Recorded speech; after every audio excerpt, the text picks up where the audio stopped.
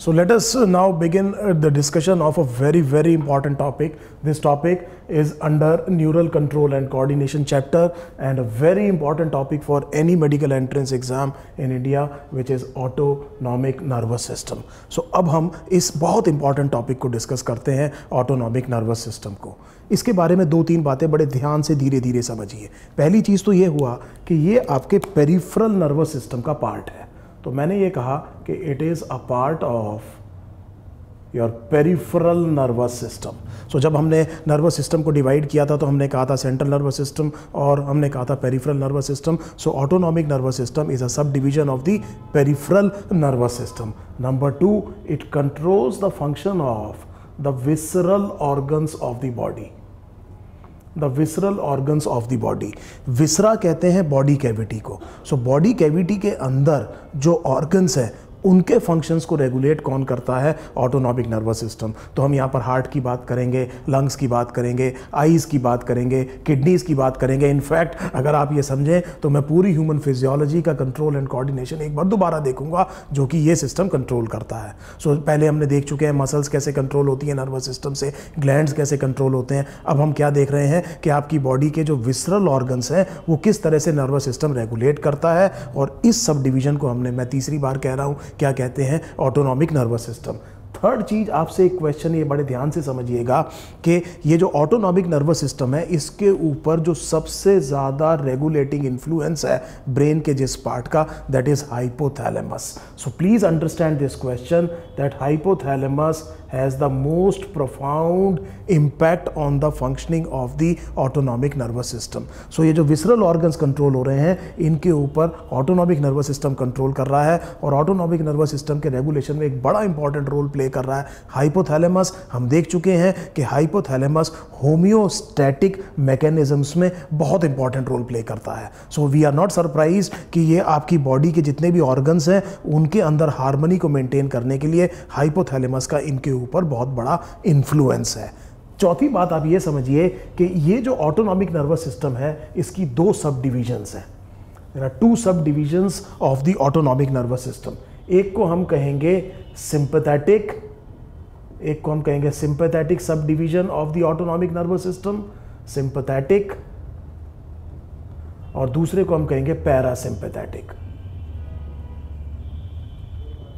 तो मैंने ये कहा कि ऑटोनॉमिक नर्वस सिस्टम की दो सब डिवीजन्स हैं. एक सब डिवीजन को आपने कहा सिंपैथेटिक और दूसरे को आपने कहा पैरासिम्पैथेटिक. अब जो मैं लाइन बोल रहा हूं इसको आप बड़े ध्यान से सुनिए. अगर किसी ऑर्गन को दोनों सब डिवीजन सप्लाई कर रही हैं then they are antagonist to each other. Antagonist का मतलब होता है एक दूसरे से अपोजिट काम करना. तो मैंने यहाँ पर बहुत इंपॉर्टेंट बात आपसे ये कहा है कि अगर किसी ऑर्गन को दोनों सब डिवीजन सप्लाई कर रही हैं तो दोनों एक दूसरे के अपोजिट काम करती हैं. जैसे सिंपैथेटिक स्टिमुलेशन हार्ट रेट को बढ़ाएगा, strength of the heart beat को क्या करेगा? इंक्रीज करेगा. पैरासिम्पैथेटिक सब डिवीजन जो कि हार्ट को सप्लाई कर रहा है वो हार्ट रेट को क्या करेगा? कम करेगा और strength of the heart beat को भी कम करेगा. इस बात में यहां पर एक छोटी सी बात और ये समझिए कि जब मैं कहता हूं कि अगर कोई ऑर्गन दोनों से सप्लाई हो रहा है तो इसका मतलब ये हुआ कि ये जरूरी नहीं है कि हर एक ऑर्गन को दोनों सब डिवीजन क्या कर रही हो? सप्लाई कर रही हो. ऐसा बहुत सारी ब्लड वेसल्स के केसेस में आप देखेंगे कि blood vessels are supplied only by the sympathetic division of the autonomic nervous system. So it is not necessary that every organ of the body will be supplied by both sub division. But if it is so, अगर ऐसा है कि किसी organ को दोनों sub division supply कर रही हैं तो दोनों एक दूसरे के एंटागोनिस्ट या अपोजिट काम करेंगी. आई hope this is absolutely clear. एक और फिजियोलॉजिकल एनाटॉमी समझिए. हमने ये कहा कि ये सेंट्रल नर्वस सिस्टम है और ये एक विसरल ऑर्गन है. ये विसरल ऑर्गन है और ये क्या है? आपका सेंट्रल नर्वस सिस्टम है. इधर से हमने ये कहा कि कुछ ना कुछ शुरू होगा और वो जाकर के कंट्रोल करेगा किसको? विसरल ऑर्गन को. दोनों सब डिविजन्स में, चाहे वो सिंपैथेटिक हो चाहे पैरासिम्पैथेटिक हो, there will be a ganglion. So there will be a group of ganglions of the sympathetic nervous system. There will be a group of ganglions in the parasympathetic nervous system. As we are aware, loosely collection of neurons in peripheral nervous system is called as a ganglion, and collection of neurons in central nervous system is called as a nucleus. तो मैं ये कह रहा हूँ कि इन दोनों की physiological anatomy में आपने ये समझना है कि दोनों में there is a system of ganglion. और एक न्यूरॉन शुरू होगा होगा सेंट्रल नर्वस सिस्टम से और वो कहाँ तक आएगा, गैंग्लियन तक, और दूसरा शुरू होगा गैंग्लियन से और किस तक जाएगा, ऑर्गन तक। तो इस तरह से ये जो ऑर्गन्स हैं, जो विसरल ऑर्गन्स जो मुझे कंट्रोल करने हैं, वो सेंट्रल नर्वस सिस्टम से कनेक्टेड होंगे। बीच में एक इंटरमीडिएरी कौन आएगा, गैंग्लियन आएगा। और वो न्यूरॉन जो कहाँ से शुरू हुआ है, सेंट्रल नर्वस सिस्टम से, और कहाँ तक आया है, गैंग्लियन तक आया है, इसे आप कहेंगे प्री गैंग्लियोनिक न्यूरॉन। बड़ा सिंपल नाम हो गया, इसे हमने कहा प्री गैंग्लियोनिक न्यूरॉन। और जो गैंग्लियन से शुरू होकर के किस तक गया है, ऑर्गन तक गया है, इसको हम कहेंगे पोस्ट गैंग्लियोनिक न्यूरॉन। सो मुझे ये कनेक्शन समझ में आ गए कि ऑटोनॉमिक नर्वस सिस्टम में मैं ये देख रहा हूँ कि ये जो कनेक्शंस हैं, ये सेंट्रल नर्वस सिस्टम से एक प्री गैंग्लियोनिक न्यूरॉन शुरू होगा, वो किस तक आएगा, गैंग्लियन तक आएगा। गैंग्लियन में वो साइनैप्स करेगा और यहाँ से एक सेकेंड ऑर्डर न्यूरॉन शुरू होगा, और इस न्यूरॉन को आपने क्या कहा है, पोस्ट गैंग्लियोनिक न्यूरॉन, जो कि जाके कहाँ तक आएगा, ऑर्गन तक आएगा। इस तरह से ये फंक्शनली कनेक्टेड होगा सेंट्रल नर्वस सिस्टम से। सो अब हम ये देखना चाहते हैं कि जो सिंपैथेटिक सब डिवीजन है, हम इसके ऊपर पहले देखते हैं कि इसके कनेक्शंस कैसे हैं। सिंपैथेटिक सिस्टम को आप ये याद रखिएगा, हम कहते हैं thoracolumbar outflow. So please understand a very important question for your medical entrance exam. हमने ये कहा कि मैं सिंपैथेटिक नर्वस सिस्टम को कह रहा हूं thoracolumbar outflow. This is an important question, make note of it.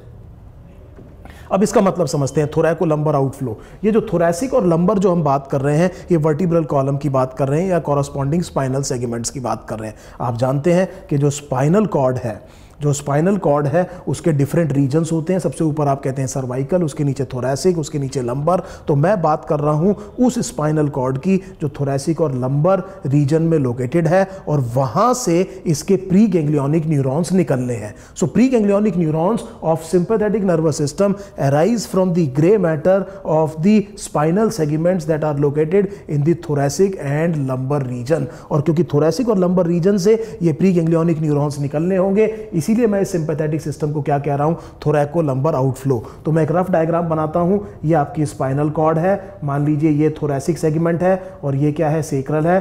थोड़ा don't go on the size, this is not to scale. मैंने एक रफ डायग्राम बनाया है। इस जगह को मैंने कहा थोरैसिक और इसको मैंने कहा लंबर। आप जानते हैं थोरैसिक ज्यादा होते हैं वर्टिब्रा, लेकिन हम समझने की कोशिश कर रहे हैं। और इसके ये चारों तरफ इसके वर्टिब्रल कॉलम हो गया, जो एनशीथ कर रहा है किसको, स्पाइनल कॉर्ड को प्रोटेक्ट कर रहा है। आप ये देखेंगे कि सिंपैथेटिक नर्वस सिस्टम के जो गैंग्लियन है, they are in the shape of 2 paravertebral chains of ganglia. Please understand, हमने ये कहा कि सिंपैथेटिक नर्वस सिस्टम के जो गैंग्लिया है वो चेन में है, और ये चेन कहाँ लोकेटेड है, पैरावर्टिब्रल रीजन में। पैरावर्टिब्रल रीजन में एक इस तरफ और एक इस तरफ। So there are 2 paravertebral chains of ganglia and they are near which region of the vertebral column और the spinal cord, thoracic and lumbar. अब हम ये कह रहे हैं कि यहां से क्या निकलना है, यहां से निकलना है प्री गैंग्लियोनिक न्यूरॉन, और वो किस तक आएगा, वो किस तक आएगा, गैंग्लियन तक आएगा। और गैंग्लियन से शुरू होना है पोस्ट गैंग्लियोनिक न्यूरॉन, और वो किस तक जाएगा, ऑर्गन तक जाएगा। So you can imagine something like this, and now you can justify the term that I am using. This term I am saying is called as the thoracolumbar outflow. ये इस तरह से क्या बाहर निकल रहा होगा, सिंपैथेटिक सिस्टम बाहर निकल रहा होगा, सिंपैथेटिक सिस्टम के प्री गैंग्लियोनिक न्यूरॉन्स बाहर निकल रहे होंगे।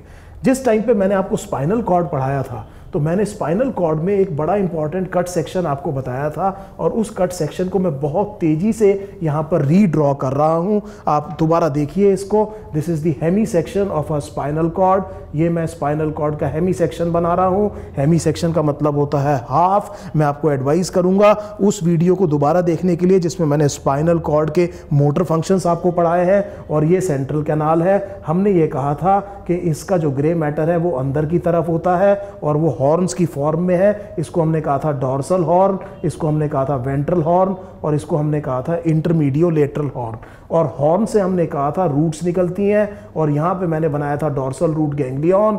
This is the root of the spinal nerve, this is the ventral root of the spinal nerve if you remember. और दोनों रूट्स मिलकर के प्रॉपर क्या बना रही हैं, स्पाइनल नर्व बना रही हैं। सो ये चीज़ क्या हो गई है, ये डॉर्सल रूट है, ये कौन सी है, वेंट्रल रूट रूट है, ये क्या है, डॉर्सल रूट गैंग्लियन है, और ये चीज क्या है, स्पाइनल नर्व है। और आपको मैंने ये बताया था कि स्पाइनल नर्व फर्दर जाकर के दो रेमस में डिवाइड होती है। लेकिन अगर ये थोरैसिक और लंबर स्पाइनल सेगमेंट है तो आप सोच सकते हैं कि यहां पर मुझे ये गैंग्लियन दिखाई देगा। इस गैंग्लियन को हम कह रहे हैं कि गैंग्लियन किसका है, सिंपैथेटिक नर्वस सिस्टम का गैंग्लियन है, और इसके दो कम्युनिकेशन स्पाइनल कॉर्ड से होंगे। इन्हें हम रेमाई कम्युनिकेंस कहेंगे, एक को हम कहेंगे ग्रे रेमस कम्युनिकेंस और एक को हम कहेंगे व्हाइट रेमस कम्युनिकेंस। सो इधर दोबारा देखिए, ये कट सेक्शन है, हेमी सेक्शन है स्पाइनल कॉर्ड का, ये उसके क्या है, ये हॉर्न्स है। हॉर्न्स किस चीज के एक्सटेंशंस हैं, ग्रे मैटर के। इन ग्रे मैटर के हॉर्न से डॉर्सल रूट निकली है, यहां से क्या निकला है, वेंट्रल रूट, ये डॉर्सल रूट गैंग्लियन है, और दोनों रूट्स ने मिलकर के क्या बनाया है, स्पाइनल नर्व।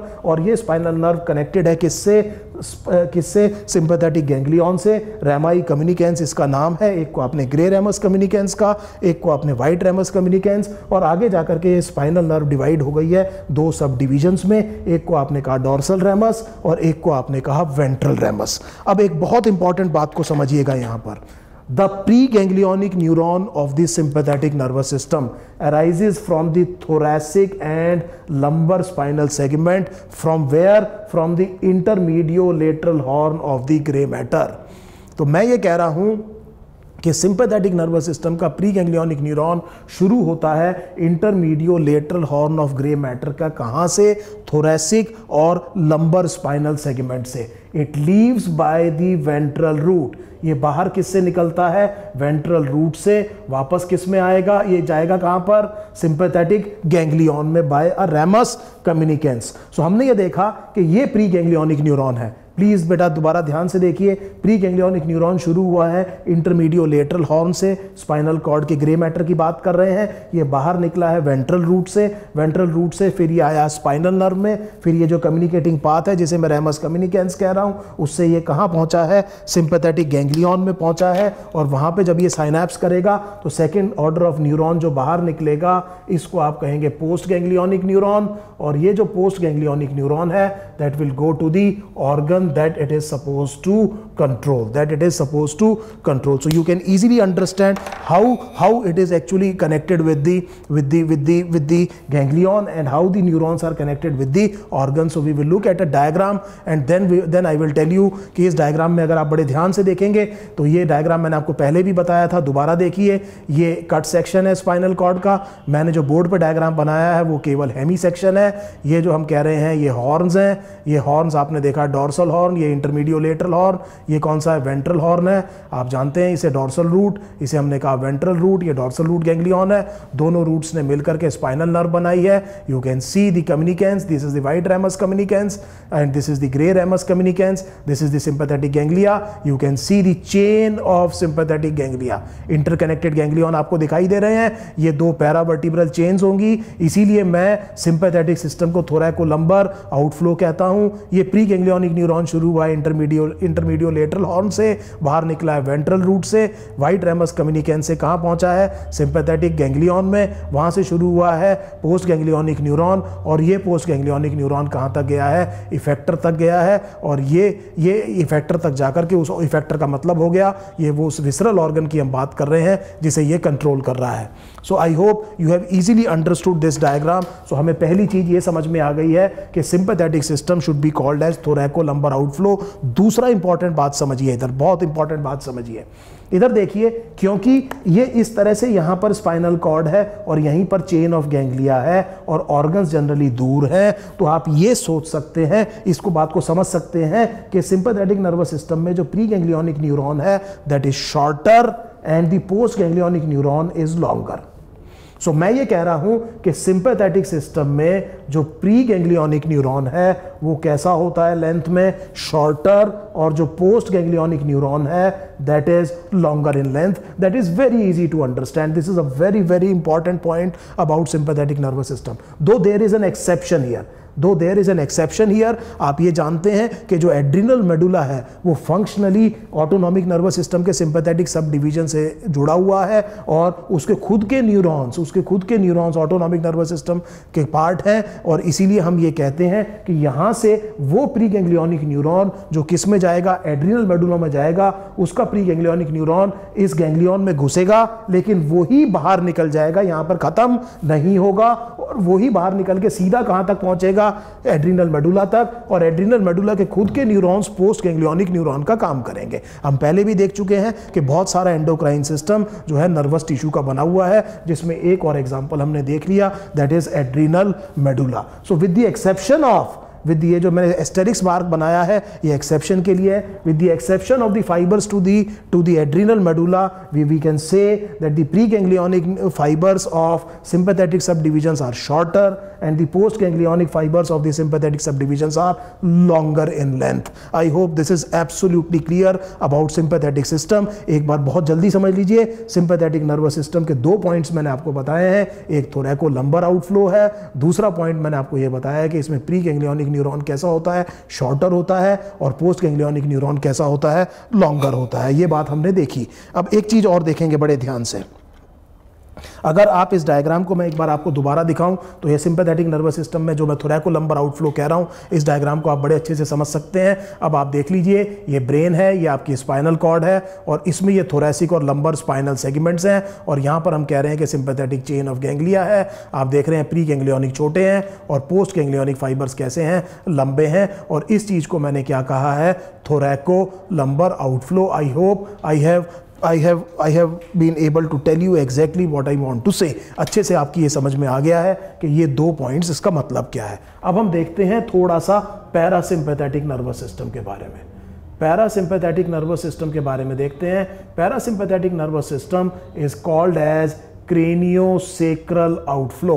Craniosacral outflow. जब तक मैं इस डायग्राम को मिटाता हूं तब तक आप सोचिए इसका मतलब क्या हो सकता है। इस चीज को ध्यान रखिएगा कि सिंपैथेटिक नर्वस सिस्टम के लिए मैंने कहा है थोरैको लंबर, तो अब तक हर एक बच्चे की समझ में आ गया होगा कि सर जो क्रेनियोसेक्रल की बात कर रहे हैं उसका मतलब ये होगा कि या तो इसके प्री गैंग्लियोनिक न्यूरॉन्स जो हैं वो किस में होंगे, क्रेनियल नर्व्स में होंगे, या ये सेक्रल स्पाइनल नर्व्स में होंगे। सो हमने ये देखा कि ये आपका ब्रेन है, ब्रेन के नीचे ये स्पाइनल कॉर्ड है, स्पाइनल कॉर्ड में आखिर में सेक्रल स्पाइनल डिवीजन है। So that means parasympathetic fibres are either present in cranial nerves और they are present in sacral spinal nerves. They are present in sacral spinal nerves, and hence appropriately this particular part is called as the craniosacral outflow।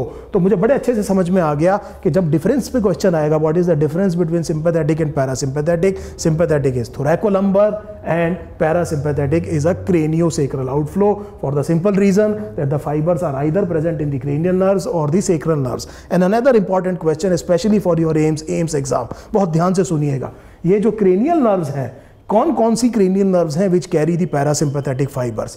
The nerves are 3, 7, 9 and 10।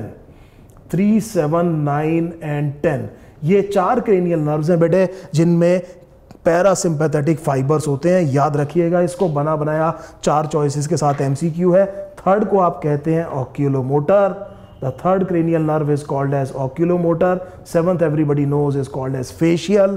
Ninth is called as glossopharyngeal and 10th is called as the vagus। और एक बात और समझिए कि vagus में करीब करीब 75% parasympathetic fibres, parasympathetic system के जितने भी फाइबर्स हैं उनमें 75% एक्चुअली किस में है, वेगस में। So for all practical purposes vagus physiology is parasympathetic physiology. So parasympathetic physiology में सबसे इंपॉर्टेंट क्रेनियल नर्व कौन सी है, वेगस है। अगर ये क्वेश्चन आएगा तो अब आपके लिए बहुत आसान हो जाएगा, और इसमें हम कह रहे हैं क्रेनियोसेक्रल आउटफ्लो है। ये बात आपको बहुत अच्छे से समझ में आ गई है। एक बात और समझिएगा यहाँ पर, इस सिस्टम में, पैरासिम्पैथेटिक सिस्टम में, unlike the system that I talked about earlier which is sympathetic system, the ganglion are located near the organs. So please understand, parasympathetic nervous system के गैंग्लियन ऑर्गन्स के पास हैं। ऑर्गन्स के पास हैं तो इसका मतलब बड़ा सिंपल हो गया कि जो प्री गैंग्लियोनिक न्यूरॉन्स हैं they will be longer and the post ganglionic neuron will be shorter.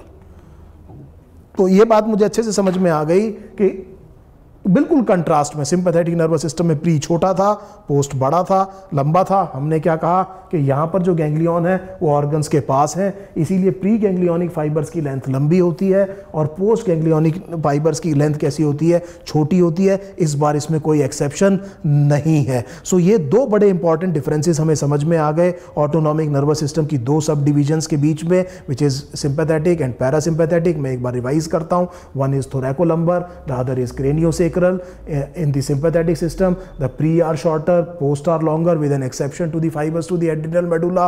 In the parasympathetic, the pre are longer and the post are shorter with no exceptions.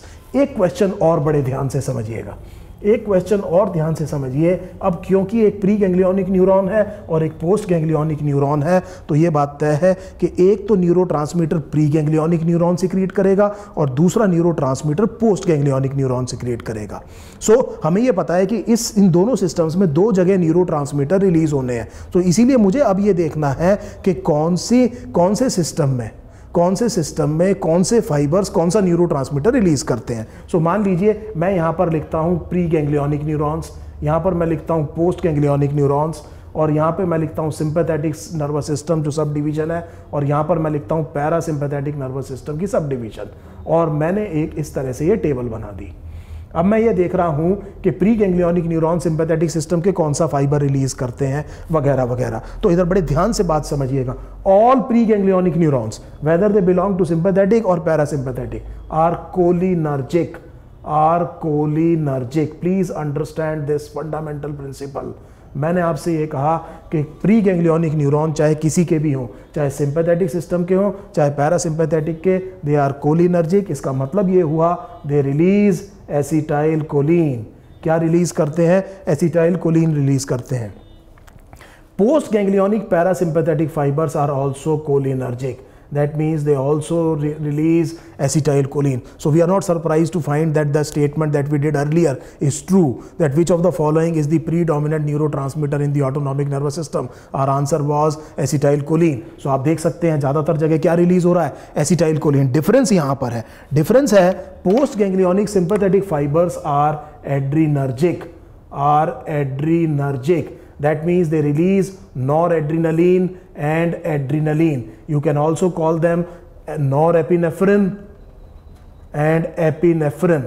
आप जानते हैं English text books और American text books में ये फ़र्क है कि आप adrenaline generally British text books use करती हैं और एपिनेफ्रिन जनरली यूएस की टेक्स्ट बुक्स यूज़ करती हैं। तो बात एक ही है। तो हमने यहाँ पर कहा एड्रीनर्जिक, लेकिन एक चीज़ ध्यान दीजिए कि जब मैं एड्रीनर्जिक लिख रहा हूँ तो पहले नॉरएड्रेनालिन बाद में एड्रीनलिन लिख रहा हूँ। इसका मतलब डायरेक्ट सिंपैथेटिक स्टिमुलेशन में जो प्रीडोमिनेंटली रिलीज होता है वो कौन है? नॉरएड्रेनालिन है। एड्रीनलिन बेटे हम देखेंगे थोड़ी देर में कि ज़्यादा प्रीडोमिनेंटली रिलीज होता है किससे? एड्रीनल मेडुला से। और यहां पर भी एक एक्सेप्शन है, यहां पर भी एक एक्सेप्शन है। एक्सेप्शन एक से ज्यादा भी हो सकते हैं, लेकिन क्योंकि मैं 12th के बच्चों के लिए डिस्कस कर रहा हूं तो आपको एक एक्सेप्शन याद करना बहुत जरूरी है।